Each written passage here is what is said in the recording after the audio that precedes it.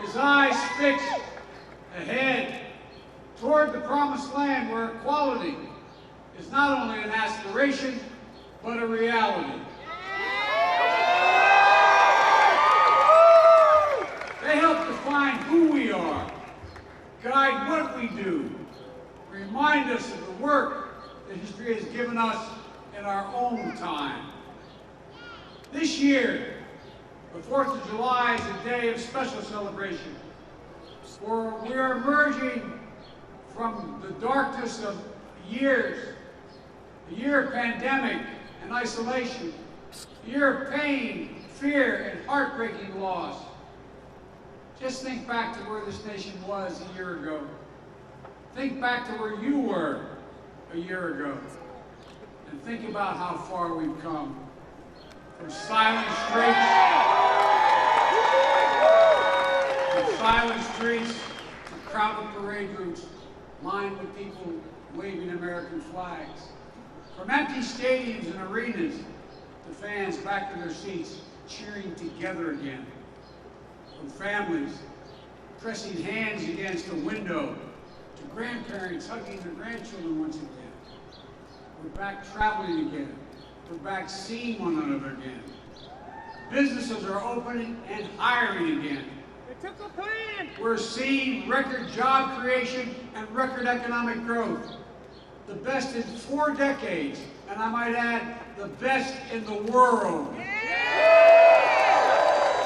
Today, all across this nation, we can say with confidence, America is coming back together.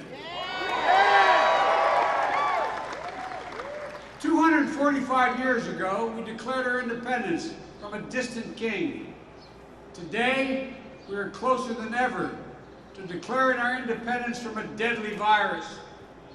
That's not to say the battle against COVID-19 is over. We've got a lot more work to do.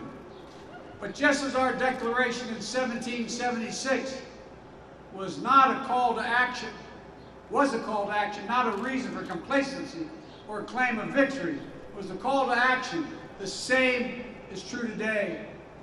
Back then, we had the power of an idea on our side. Today, we have the power of science. Thanks to our heroic vaccine effort, we've gained the upper hand against this virus. We can live our lives. Our kids can go back to school. Our economy is roaring back. Don't get me wrong, COVID-19 has not been vanquished.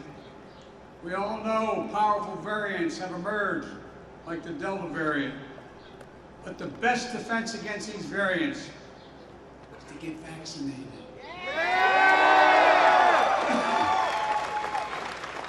My fellow Americans, it's the most patriotic thing you can do. So please, if you haven't gotten vaccinated, do it now. For yourself, for your loved ones, for your community, and for your country. You know, that's how we're going to stay ahead of these variants and protect the hard-won progress we've made. We never again want to be where we were a year ago today. So today, while the virus hasn't been vanquished, we know this: it no longer controls our lives. It no longer paralyzes our nation. And it's within our power to make sure it never does again. And for that, we can thank the scientists and researchers, the educators, and all the other frontline and essential workers, like many of you here today, who became the light to see us through the darkness.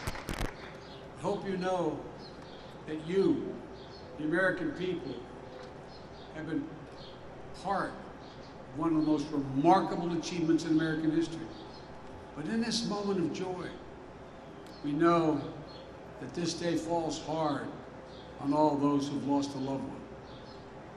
As I've told you before, each day I carry a card in my pocket with my schedule on it. And the back of that schedule, on that card, I have the number of Americans who've lost their lives to COVID, the precise number. As of tonight, That number is 603,018 people have lost their lives. There are husbands and wives, mothers and fathers, sons and daughters, brothers and sisters, grandparents, friends, neighbors, co-workers. And we also remember all those who lost this year, that we lost, and families lost to other causes of death, and cruel twists of fate. They too left behind loved ones, unable to grieve or mourn or find closure. Each of them meant the world to someone they left behind. And those of you who've been through all this know that to heal, you have to remember.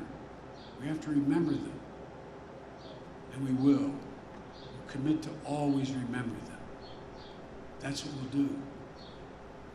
I've long said that America is unique.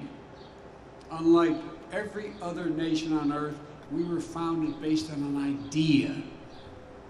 We hold these truths to be self-evident, that all people are created equal, endowed by their Creator with certain unalienable rights, among them life, liberty, and the pursuit of happiness. And while we've never fully lived up to those words, we have never given up on them. They continue to animate us, and they remind us what at our best we as Americans believe. We Americans, we believe in honesty and decency, in treating everyone with dignity and respect, giving everyone a fair shot, demonizing no one, giving hate no safe harbor, and leaving no one behind. We lead by the power of our example, not the example of our power. We're part of something so much bigger than ourselves. We stand as a beacon to the world. It's a code. It's a code, uniquely American code. It's who we are.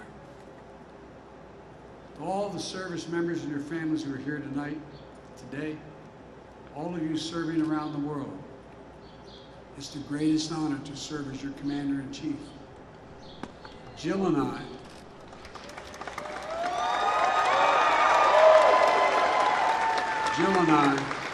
and our entire family, thank you for your service and sacrifice. Like so many military families, thinking of the loved ones who served, we think of our son Bo today. You're all part of a long chain of patriots who pledged their lives and their sacred honor in defense of this nation and democracy around the world, for freedom and fair play, for peace and security and opportunity, for the cause of justice, for the soul of America itself. But the defense of all that we love doesn't fall on your shoulders alone. It falls on all of us, every one of us, every American. Each day we're reminded there's nothing guaranteed about our democracy, nothing guaranteed about our way of life. We have to fight for it, defend it, earn it. Folks, it's up to all of us to protect the right to life, liberty, and the pursuit of happiness, the right to equal justice under the law, the right to vote and have that vote counted, the right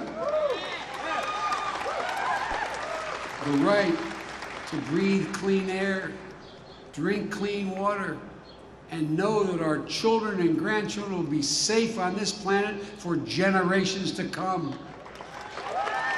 The right to rise in the world as far as your God-given talent can take you, unlimited by barriers of privilege or power. One of the great gifts of the spirit of independence, and think about this, one of the great gifts is our capacity to see ourselves whole and see ourselves honestly. What we've gotten right, what we've gotten wrong. It's a measure of the greatness of America, and we are a great nation. We don't seek to bury the wrongs. We face it. We work to make it right. You know, history tells us When we stand together, when we unite in common cause, when we see ourselves not as Republicans or Democrats, but as Americans, then there's simply no limit to what we can achieve. None. And today, we see the results of the unity of purpose. The unity of purpose in forging in our nation, we're forging in our nation. For together, we're beating the virus. Together, we're breathing life into our economy. Together, we will rescue our people from division and despair. But together, we must do it. Over the past year, we've lived through some of our darkest days. Now, I truly believe, I give my word as a Biden, I truly believe we're about to see our brightest future. Folks, this is a special nation, a great nation. And there is a timeless truth about America. The most powerful idea in the history of the world, in the hearts of the people of this country. It beats in all our hearts. No matter your race or ethnicity, no matter your gender identity or sexual orientation, no matter your disability, no matter your faith, it beats in the hearts of rich and poor alike. It unites America. Whether your ancestors were native to this land or brought here forcibly and enslaved, whether you were immigrants from generations back like my family that came from Ireland, or you're coming here today looking to build a better life for your family like our fellow Americans I just swore in the White House 2 days ago.